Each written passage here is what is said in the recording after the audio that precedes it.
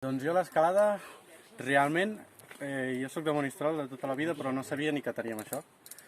I jo fa 3 anys vaig estar fora, vaig estar a Àustria, als Alps, a Innsbruck, i allà vaig conèixer gent de tot arreu. Allà tenen un rocòdrom d'escalada interior a un gimnàs, que és un dels més grans d'Europa. Així és com ho vaig conèixer.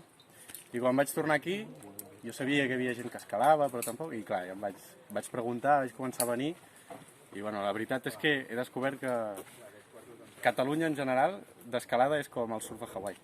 Perquè jo quan estava allà a Àustria em deien, uns americans, que tenien uns amics americans, volem anar a Montserrat a escalar, perquè és com la Meca.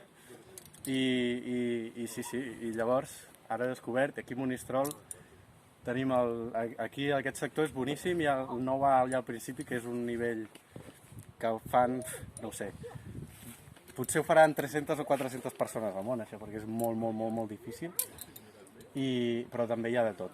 Hi ha per gent que vulgui començar, bastant tècnic, però com que aquí al voltant al Moianès hi ha moltíssims sectors, no tocaves pas. I ara estic molt obsessionat, treballant, però sempre que puc vinc.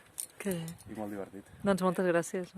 La roca, quan està freda, té més tracció, diguem, si t'agafes millor, perquè no et suen les mans. Però també passes pitjor, perquè tens les mans fredes, no les sents. I no notes que estan agafant. I a l'estiu, aquí sobretot que hi ha el riu a baix, hi ha molta humitat, i llavors és molt difícil. La gent que és així, jo els dic els lolos, que són els que són molt bons, la gent que ve a apretar grau i fer aquestes coses, a vegades sempre estan esperant el moment perfecte de l'any per fer una via.